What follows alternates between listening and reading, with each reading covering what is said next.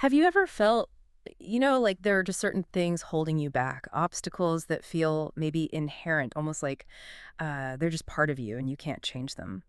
Well, today we're going to dig into that very idea.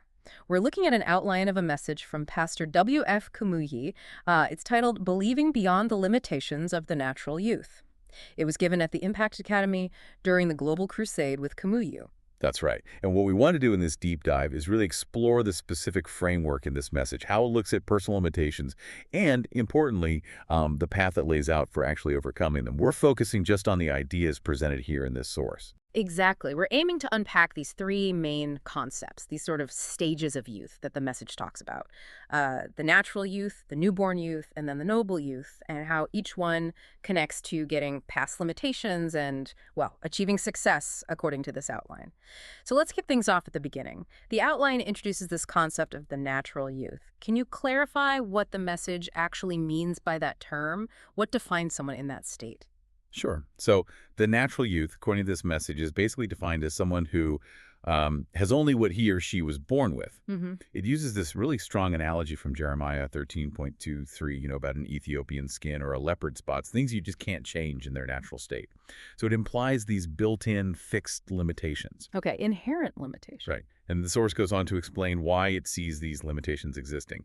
It attributes them to what it calls an indwelling force of sin, and it references Romans chapter 7 there. It also uses this phrase from Proverbs 5:2, describing people as being held by the cords of his sins. Cords of limitation. Yeah. That really paints a picture, doesn't it? Like being tied down. So what exactly are these cords? Does the source get specific? Are they like bad habits or attitudes or something deeper from its viewpoint? It does get specific. It lists 7 of these cords, and they're quite varied, actually, covering internal states and external influences too. So first is the corruption of life. So it suggests a kind of inherent moral issue. Okay. Second, the contamination of lawlessness, like a tendency towards rebellion. Third, the coldness of lukewarmness, a lack of maybe spiritual energy or passion. A lack of drive. Yeah. Fourth is the constitution of laziness. So like being fundamentally inclined toward inaction. Fifth is the companionship with loafers, focusing on who you associate. The influence of others. Exactly. Sixth is the counterfeit of love, which it specifically identifies as lust. So distinguishing that from real affection. Okay. And the 7th one is pretty striking, the covenant with lords of losers.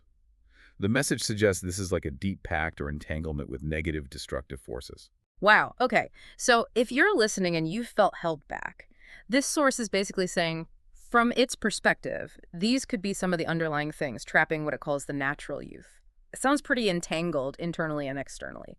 So if that's the state of the natural youth, kind of caught in these cords, how does the message say you break free? It introduces this next stage, right? The newborn youth. Yes, exactly. It moves from limitation to breaking free. The source talks about a law or principle of success that it claims can work for anyone, believer or unbeliever, if they follow it.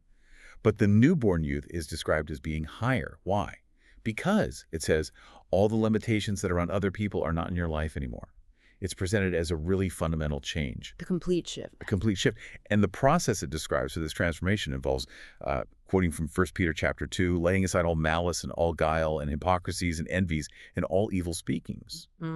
So consciously getting rid of those negative things and then desiring the sincere milk of the word in order to grow. That makes me think of that verse in 2 Corinthians 5:16. Therefore, if any man be in Christ, he is a new creature. Old things are passed away. Behold, all things are become new. That new creature idea seems absolutely key here.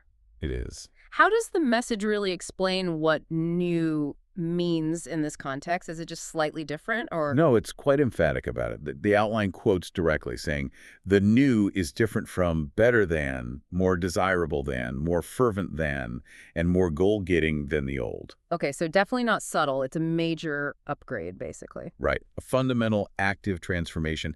And it gets specific about the changes. It talks about a new creature having a new heart, new ways of thinking, new goals, new passion, even a whole new attitude towards life, work, responsibilities. It references Psalm 51 and Galatians 6 there. It's a deep internal reset. And it seems crucial for actually moving forward. The source lists these 7 attributes of this new creation that it says are essential to get to where God wants you to get. Should we run through those? Yeah, definitely. They really flesh out what this newness looks like in practice, according to the message. Okay, so first, new desires. Then a new direction. Third is new diligence. Fourth, new dedication to duty. Fifth is new dynamite. That's an interesting one. Yeah, implies power, energy. Sixth, new discipline. And seventh, a new destiny. It's a very comprehensive picture of internal change. Absolutely. So you see the progression from the sort of static inherent limits of the natural youth to this dynamic potential, this transformed nature of the newborn youth. It's moving from being bound to being empowered for growth and action. Okay, that makes sense. Which brings us neatly to the third stage mentioned, achieving breakthrough as a noble youth. So if the newborn stage is about that internal transformation, what happens next? How does the message say you move from just being new to actually achieving this breakthrough? What does the noble youth do? Well, this stage really shifts the focus heavily onto action and purpose. It quotes John 4:34, where Jesus says, "My meat is to do the will of him that sent me and to finish his work." So it's about having a clear mission and getting it done. Right, not just internal state, but external accomplishment. Exactly. The message emphasizes evaluating your progress on the work God has given you, figuring out what needs more resources, basically being very intentional about fulfilling a specific purpose, assessing where you are and pushing forward. That sounds very proactive, like managing a divine project almost. You could say that, yeah. And what about discipline in this noble stage? Does it get even more specific? It does. Discipline is presented as absolutely crucial, specifically in what you eat, where you go, and your associations. Okay, what are those areas? The source explains the purpose is to ensure that nothing will terminate your life before you finish the work God has given you to do. So it's about protecting your ability to complete your mission, safeguarding the journey. I see, protecting the purpose. And the message also introduces this idea of musts here, right? It sounds very definitive, non-negotiable. Very much so. It gives examples like in Acts 9 when Paul is told, "Arise and go." Yeah. Or that question from the jailer in Acts 16, "Sirs, what must I do to be saved?" These aren't suggestions. Right. The outline explicitly calls these musts things that are important, very compulsory things that must be done, which are not optional. It even says, quite bluntly, you will never achieve anything substantial if you lie down all the time. You must arise. Yeah. It also throws in that bit from Acts 14 about entering the kingdom through much tribulation, hinting that these musts might involve effort and aren't necessarily easy. Okay, so must means business. And again, the source gets very specific. It lists 7 must actions for this breakthrough stage. They're actually structured as an acrostic, aren't they? Yes, they are. Using the letters M-U-S-T. Right. Can you maybe walk us through a few of those? What kind of actions are we talking about here? Sure. The first one is minimize unprofitable speech thoroughly. So really watching your words, being intentional. Okay. Careful communication. Yeah. And the second one, mortify unclean sensuality truthfully. Within the context of the message, this points to a serious commitment to purity, self-control over desires. Right. Deep personal discipline there. What about the next ones? Do they shift outward? They do seem to broaden out. The third is maximize undeniable success trajectory. So aiming for clear, tangible achievements, making real progress. Results-oriented. Exactly. And fourth, master uncontrollable self totally. That emphasizes complete self-mastery over impulses, habits, everything. Total self-control. And the last three of these must-ins. Okay. Number 5 is model undebatable salvation transparently, so living out your transformation openly. 6th, maintain upward steps tenaciously. Keep climbing, don't give up. Persistence. Right. And 7th, motivate unsteady subordinates transformationally. This one's interesting. It involves influencing and uplifting others. Leadership, almost. Okay, so it covers personal conduct, achieving goals, self-mastery, modeling behavior, persistence, and even impacting others. A very action-oriented list. And the core idea, according to the outline, is that by declaring you must do these things, by taking these steps, that's what leads to the breakthrough beyond the limitations. It's about resolve and action. Okay, so we've seen this progression. Natural, newborn, noble. Let's try and tie it all together now. The message title itself mentions believing. How does belief underpin this whole framework? Belief is absolutely central. It's presented as the foundation for everything. The key verse highlighted is Mark 9:23. Jesus said unto him, "If thou canst believe, all things are possible to him that believeth." That's positioned as the core principle. All things are possible if you believe. Right. And the message then breaks down what kind of belief is required for this possibility. It lists 7 aspects you need to believe in.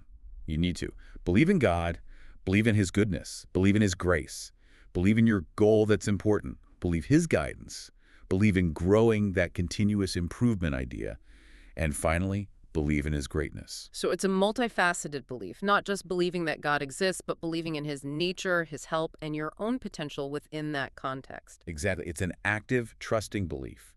And this ties into what the source calls the spirit of faith, referencing 2 Corinthians 4:3. The idea there is that belief leads to speaking, which then leads to action.